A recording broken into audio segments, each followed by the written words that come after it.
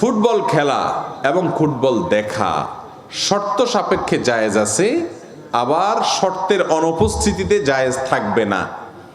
আমরা অনেকে মনে করি খেলাধুলা বোধহয় ইসলামে হারাম। সব খেলাধুলা, আনন্দ বিনোদন, হাসি রসিকতা এগুলো বলতে ইসলামে নাই। ইসলামে শুধু নামাজ কালাম আছে, রোজা আছে, জাকাত আছে, হজ আছে, ওয়াজ শোনো, ওয়াজ করো, গুরু গম্ভীর জিনিসপত্র আছে। আমাদের দুনিয়াতে বেঁচে থাকার জন্য একটু হাসি, একটু বিনোদন, একটু খেলা, একটু আনন্দ এগুলোর দরকার আছে না নেই? এগুলো ছাড়া মানুষ বাঁচতে পারে? মানুষ তো সামাজিক প্রাণী। সামাজিক অনেক বিষয় যেরকম তাদের দরকার হয়, বিনোদনমূলক অনেক কিছুরও দরকার। সেই বিনোদনের সকল ব্যবস্থা ইসলামে আছে। ইসলামে কোনো কিছুর অভাব বা সংকট নাই। মুসলমান যথেষ্ট সমৃদ্ধ। অমুসলমানের কাছ থেকে ধার করে কোনো কালচার বা সংস্কৃতি আনার দরকার নেই। মুসলমানের নিজস্ব সংস্কৃতি স্বয়ং সম্পূর্ণ। যেমন আমাদের প্রিয় নবী সাল্লাল্লাহু আলাইহি ওয়াসাল্লাম, তিনি কবিতা আবৃত্তি করার জন্য অনুমতি দিতেন। তিনি নিজেও কবিতা আবৃত্তি করেছেন। খন্দকের যুদ্ধের সময়, পরীক্ষা খনন করার সময়, মসজিদে নববী নির্মাণের সময় এবং তাবুকের যুদ্ধের সময়, তাবুক নয়, আপনার হুনাইনের যুদ্ধের সময় তিনি কবিতা আবৃত্তি করেছেন। আনান নাবিয়্যু লা কাযিব আনা ইবনু আব্দুল মুত্তালিব, তিনি কবিতা আবৃত্তি করেছেন। আল্লাহুম্মা গফিরলিল আল্লাহুম্মা লা আইশা ইল্লা আইশাল আখিরা ফাগফিরলিল আনসারি ওয়াল মুহাজিরা, এগুলো নবীজির কবিতা। কষ্টের সময় কষ্টের কাজ করলে কষ্ট দূর করার জন্য মানুষ দেখবেন শ্রমিকরা গান গেয়ে উঠে, আছে না? যে কষ্ট দূর করবার জন্য, হালকা করার জন্য আপনার খেতে খামারে কাজ করতেছে অনেকে, তো গান ধরে। এই গানের কথামালার মধ্যে যদি খারাপ কিছু না থাকে, এখন গান মানি তো দুই নম্বরই, গান মানি হলো যৌনতা, গান মানি হলো নোংরামি, অসভ্যতা বেশিরভাগ। কিন্তু গানের কথামালার মধ্যে যদি আমার রবের প্রশংসা থাকে, মা বাবার জন্য স্মৃতিচারণমূলক গান হয়, নিজের দেশ অঞ্চলকে ঘিরে কোনো গান হয়, তাহলে সে গানে ইসলামে কোনো নিষেধাজ্ঞা নাই, যদি সেখানে মিউজিক্যাল ইনস্ট্রুমেন্ট ব্যবহার না হয়। নবীজি সাল্লাল্লাহু আলাইহি সাল্লাম করেছেন। সাহাবীদের মধ্যে হাসান ইবনে সাবিত রাদিয়াল্লাহু তাআলা আনহু করেছেন, তিনি অনুমোদন করেছেন। একবার নবী করিম সাল্লাল্লাহু আলাইহি সাল্লামের বাসায় আম্মা জান আয়েশা রাদিয়াল্লাহু তাআলা আনহা বলছেন যে তিনি শুয়ে আছেন, দুইটা বাচ্চা মেয়ে গান করছে, গান ধরছে। আবু বকর রাদিয়াল্লাহু তাআলা ঢুকে বলতেছে, আরে নবীজির ঘরে বসে গান, ধমক দিছে। নবী করিম সাল্লাল্লাহু আলাইহি সাল্লাম উঠে এসে বলছেন, দাও হুমা, তাদেরকে গান গাইতে দাও। খালি গলায় গান গাচ্ছে, এখানে কোনো মিউজিক বাদ্যযন্ত্র নাই। গানের কথার ভিতরে খারাপ কিছু নাই। গজল মানে খোলা গলা, খালি গলার সঙ্গীত যেটাকে বলেন, যেখানে খারাপ কিছু নাই, সেটা তারা গাচ্ছে, কোনো অসুবিধা নেই। এখন গান তো মানেই হলো প্রেম প্রীতি। এখন গান মানেই কি? আর এই প্রেম প্রীতি নামে অবৈধ যত সম্পর্ক আছে, এগুলোর যত গান আছে, এগুলোও দেখেন, এগুলো মানুষকে আরো অশান্তিতে নিয়ে যায়, এগুলো শান্তি দিতে পারে না।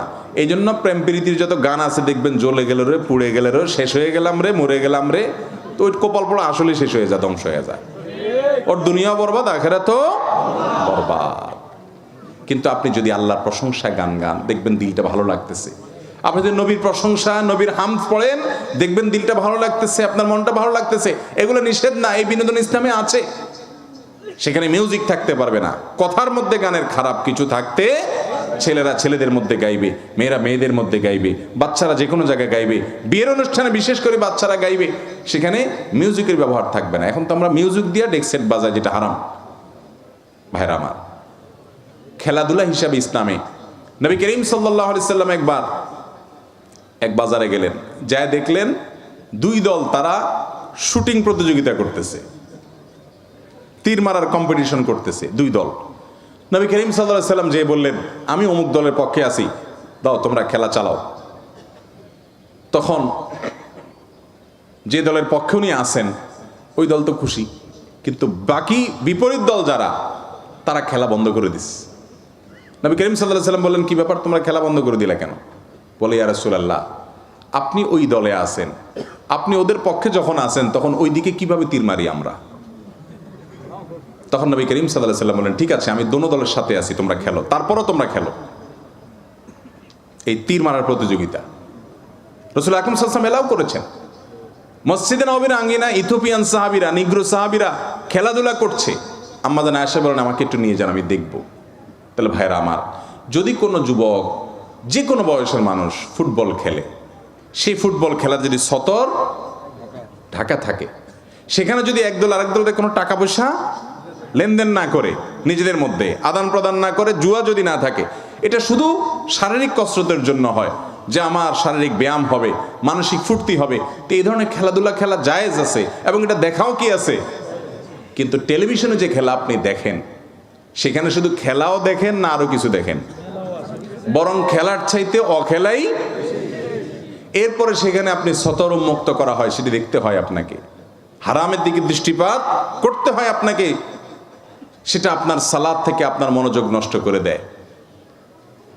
রাত বিরাত নাই, রাত 1টা বাজে, 12টা বাজে, দেশের লক্ষ লক্ষ হাজার হাজার যুবক জেগে থাকে, তার পছন্দ দল খেলবে রাত 1টা বাজে, 2টা বাজে, 3টা বাজে।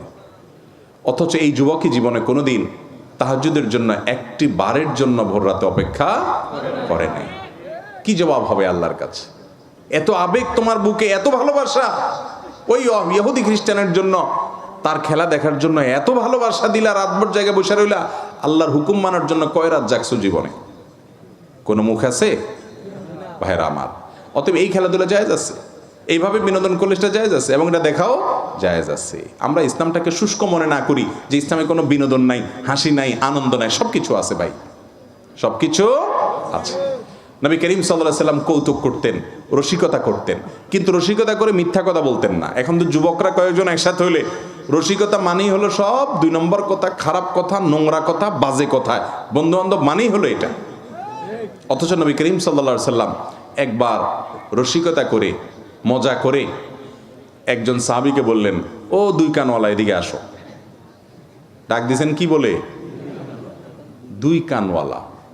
তো 2 কান কার নাই? এটা বলে তিনি মজা করলেন, সবাই একটু আনন্দ পেলেন। তাহলে কথা দিয়ে কৌতুক করা যদি অসত্য না হয়, মিথ্যা না হয়, নবীজি মিথ্যা বলেন নাই, যা বলছেন সত্য, তার কান তো 2টাই আছে, কিন্তু মজা করলেন মাঝখান থেকে। ভাইরা আমার, অতএব এরকম আনন্দ বিনোদন করা কি আছে? কোন এক সফরে আম্মা জান আয়েশা রাদিয়াল্লাহু তাআলা আনহা এবং অন্য সাহাবীরা সবাই ছিলেন। সবাইকে বললেন, সবাই দৌড়াদৌড়ি প্রতিযোগিতা করো, কম্পিটিশন করো, দৌড়াদৌড়ি, এটা এক ধরনের খেলা, দৌড়াদৌড়ি করো, কে আগে যেতে পারে, টার্গেট ঠিক করে দাও, রেসিং। এবং আয়েশা রাদিয়াল্লাহু তাআলাকে বললেন, আসো তুমি আমার সাথে কম্পিটিশন করো। তো একবার নবী করিম সাল্লাল্লাহু আলাইহি সাল্লাম আগায় গেছেন, আবার স্ত্রীরে জিতাই দিয়েছেন, জিতে দিয়ে বলছেন আগেরটার বিনিময়ে এটা কাটাকাটি।